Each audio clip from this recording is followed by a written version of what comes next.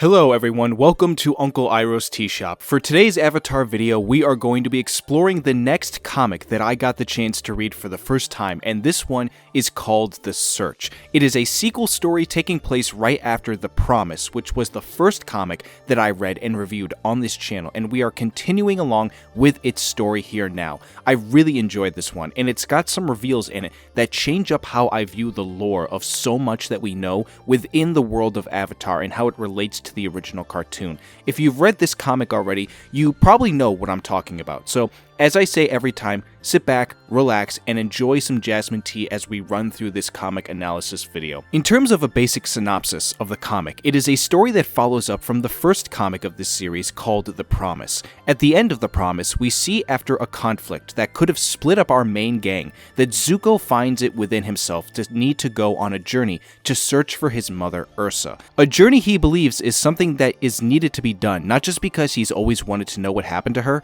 but because it is important for his legacy as Fire Lord. So he must go to his sister Azula for guidance to lead him to finding his mother after she was banished from the Fire Nation when he was a kid. Let me just start off by saying that this is the kind of story that I'm really glad was explored after the original cartoon had ended, because there were so many open possibilities to where they could have gone in exploring the idea of what had happened to his mom, given that some people will forget that the cartoon never said that his mother was dead. She was just only specifically banished from the Fire Nation. Whether she was gone for good completely was always up in the air, but there was still that question to be answered about what really did happen to her after she left. This comic does such a great job to explore so many of the details between multiple different characters that correlated to Zuko's mom. It was a very good analysis and lore exploration of her, and I think now she's up there with one of my favorite side characters. Another thing that I really like about this comic is that it is a continued exploration of defining and speaking to the role that a character like Zuko has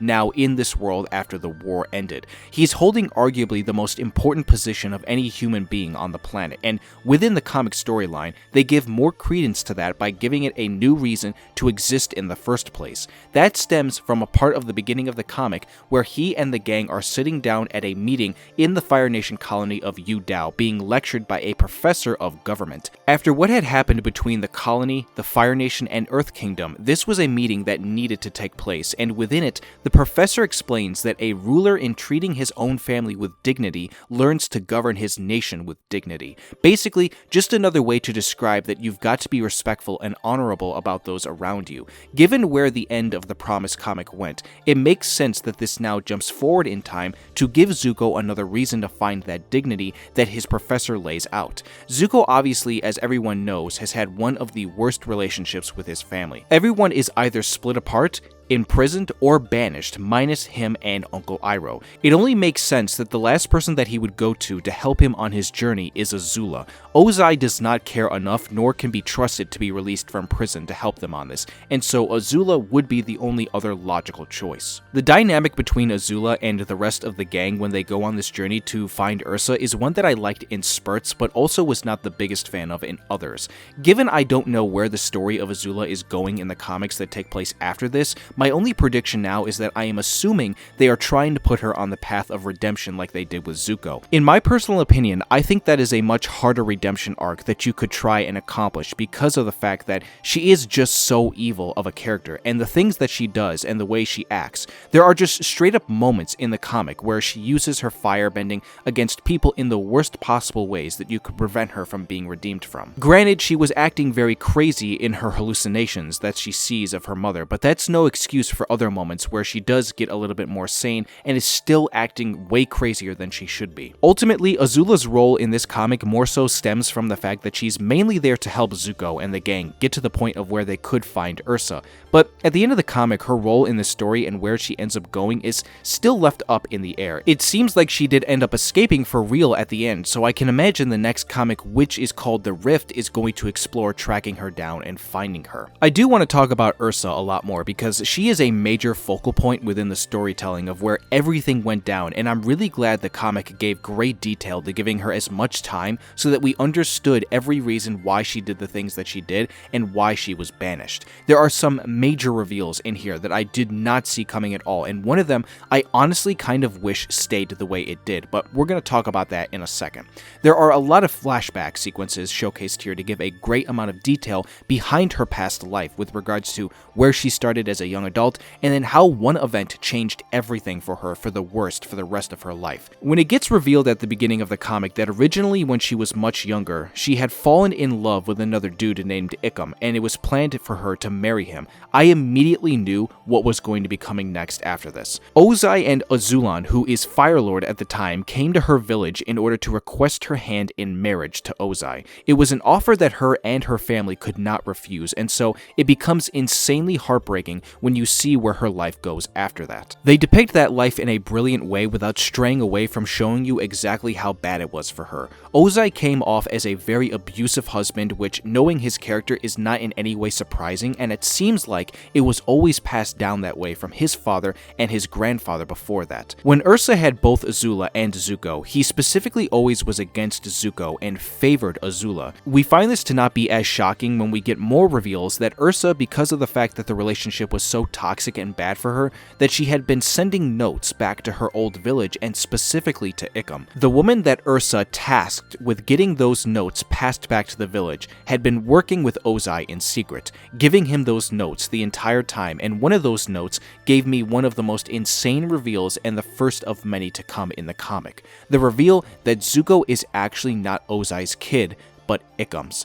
A reveal so massive that when you think about it, it changes the foundation and fabric of so much of the continuity and lore behind his character and everything around the Fire Nation and what it means to be Fire Lord. Once Zuko in present day learns of this information through the note Azula had, questions arise like, how does it affect Zuko's legacy? Will Zuko continue as Fire Lord knowing that information? The fact that even Azula knew about this changes so much of where her character goes, but also lends us the reader into now knowing why there is another big part of the rift between her and her brother, as well as her rift between her mother as well. Seriously, I'm not lying when I say I did not know this going into reading it for the first time. I had already known years ago that when the books were being made back after the cartoon had came out, that Azula had come back into the storyline in some fashion to help search for her mother in a redemptive arc of sorts, but this was not something that I had known about inside of it. Now, admittedly, I will say this plot point does get sorted out in a way that I'm not personally the biggest fan of.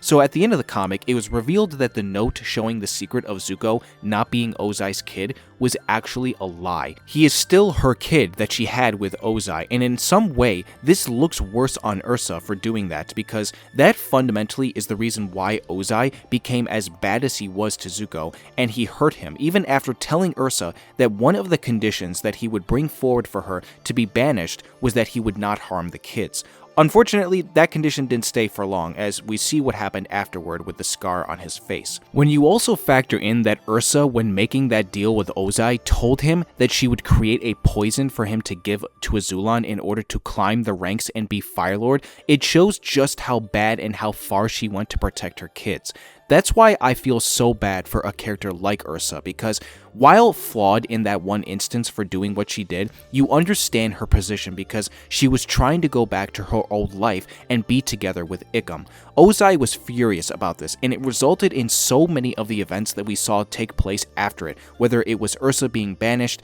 Zuko being treated so terribly by his father, and then Azula having way more favor in his eyes than he did, and that sent him down the path of not knowing the truth of everything before he fully redeemed himself. That is why I'm not that big of a fan of the fact that they actually reverted on that decision to make him not the son of Ozai. I'm sure some here watching the video who have read the comic will disagree with me on that, but I would happily love to see your arguments for it. So now, if we take a second and move all that to the side, we have to talk about the other big reveals within the story that led us to the main reason why the story is being told, which was, of course, to be searching for Ursa in the first place. As we approach the end of the comic, we see that the gang reaches her old village, and within there is a character named Noren who takes them into his home to help them search for the answers of where she went. He explains that she could have gone to a place called the Forgetful Valley, a forest that is connected to the spirit world. It is known to the villagers that it is where the heartbroken go to forget their lives. Knowing what happened to Ursa, it only makes sense that she would go to this place. While in that forest, our gang find an older brother and sister of the Northern Water Tribe who are searching for a spirit that can help bring back the brother to the sister, as at a young age, the brother suffered a tragic accident that left him scarred on his face and forced to wear a mask. As we see later on, as they continue exploring with the brother and sister, we get the reveal of that spirit, the Mother of Faces. Now, I don't know how many of you here watching have already seen the Netflix adaptation of Avatar: The Last Airbender, but there is a tie-in there to this comic because of that spirit. When Aang goes to meet Avatar Roku in the Netflix adaptation, they talk about the fact that Aang needs to save Katara and Sokka from Ko the Face Stealer. Roku gives Aang a totem resembling the spirit called the Mother of Faces. He must give that to Ko in order to save them both, and so I now know where this character comes from when connecting both of these things together. I had not known when watching the Netflix adaptation that this is where they got this from, and so now I know that the showrunners had been reading the comics in order to tie some things in. It only makes sense that this is the spirit that comes into the storyline because we find out that Ursa had gone back to the Forgetful Valley to not just forget everything that came before this, but to also change her face simultaneously. This very same process also happened with Ikkum, as we learned that he changed his face and he became the character of Noren. He still remembered everything, but just had a different face. Ursa took the opposite approach, and she got a different face, but wanted to forget everything. Again, this just adds to the heartbreaking tale of this character with where she went, even though she went on to do what she had hoped to do, which was to rekindle her love with Ikkum. Now, there is a lot else that happens at the same time as this, as we see that Azula, while losing her mind, goes after the woman who now refers to herself as Noriko instead of Ursa, and then also Aang is trying to plead with the Mother of Faces to help the brother and sister who had waited so long to find what they needed, but lost it because Azula, being as evil as she was, wanted to find her mother instead first. The Mother of Faces only grants one request, and Azula took that from them. We see that Aang does find a way to plead with the Mother of Faces by mentioning Ko and what Ko had done, which was, as we see, gets revealed that he had stolen the face of the brother, which is why he wore a mask. That plotline, in fairness, didn't end up really going anywhere other than to just factor in how it tied to the Mother of Faces, connecting with the character of Ursa, but I digress. Azula heads back to the village to confront Noren and now Noriko. Before this, Zuko had gotten there first to speak to them about the truth, and as they had just gotten far enough into the conversation, Azula barges in to attack her in a crazy state of mind. Zuko does his best to plead with her and telling her that he's always known his destiny was to be on the throne, and that no matter how bad the relationship was between him and her as brother and sister, he still will always recognize her as his sister. After all this goes down and she escapes away, the Mother of Faces spirit comes out of the Forgetful Valley to confront Ursa, and she explains to the mother that she wants to go back to her old face and her old memories, and the mother accepts that request. This is now where we get to the end of the comic, as we see that Zuko and Ursa have a heart-to-heart about everything, where she tells him that she should have been a better mother, and he asks her to explain the whole story from the beginning, and it seems like that is where they have a good connection back together, and so that is where we end off on that note. Azula, as I said already, ran off without anyone trying to stop her, and I believe if my predictions are correct, the next story will be about tracking her down to finally bring her back home. I will be very curious to see if Ursa is included within that journey now that she is back within her original form, and Azula can actually see her in the flesh instead of seeing her as a hallucination in a mirror or in the reflection on a river's water stream. There is a major crazy side to that character that I'm wondering if it will ever get resolved, and so I look forward to the future for that. There are so many themes that this comic explores that I love, like family relationships, specifically between the kids and their parents, and also a brother and sister. It is not only Azula and Zuko who get that focus, as we see that Zuko takes great inspiration from how Katara and Sokka treat each other as brother and sister, given they see each other as family and love one another, but yet will still break each other's balls every now and then because that's just what a brother and sister do. Zuko knows how bad his relationship is with Azula, so I appreciate the comic exploring him, trying to rekindle it as much as possible, given it is one of his goals, trying to find Ursa, but to help bring dignity back to the position he currently holds as Fire Lord. There is also themes around toxic relationship scenarios, where as we see with Ursa, it was getting so bad that she knew that she had to leave it, and that would have been what was best for her. Not only is it important to show that kind of stuff, but it was important in showing it to help tie in together all the mysteries that some who would have watched the original cartoon wouldn't have known about it if they didn't know this comic existed. There are so many good reasons why this comic exists in the first place, and I'm glad that one of the reasons is when you talk about it exploring themes like this, as it relates so well to the characters that we already know and their backstories. The comic by no means is perfect in any way. I do find that when I'm reading humor and comedy on screen for the cartoon, as we know that it was very well known for, it doesn't translate as well at all to me on the page as if I was listening to the voice actors voice the characters on screen in animation. And again, there are some things left questionable about Azula's character and where she is going that I need to see more of. And I also thought that the Water Tribe brother and sister plotline, while it did connect in with the main plotline, didn't end up really going anywhere that I truly cared about. And again, the other reason why I love that this comic is even a thing is because it gave me a character that I never really thought about too much, other than the one plotline in the cartoon about her banishment. And getting the story allowed me to find her as now one of my more favorite characters on the Fire Nation side of all the characters that we've known from that nation in the lore. As we end off this video, everyone, please comment down below your thoughts on it and my commentary of the comic. If you've read it before already, do let me know what you thought about it. If you did enjoy this video and you want to see more like it, be sure to give this video a like, and if you are new to this channel, be sure to subscribe and turn on that notification bell to be updated for when I upload again in the future. My fellow benders of all four nations, thank you all for stopping by Uncle Iroh's tea shop. On your way out, be sure to let him know how much you appreciated his jasmine tea and his words of wisdom that come with it. I hope everyone here has a wonderful rest of the day, and I will see you all soon for more Avatar.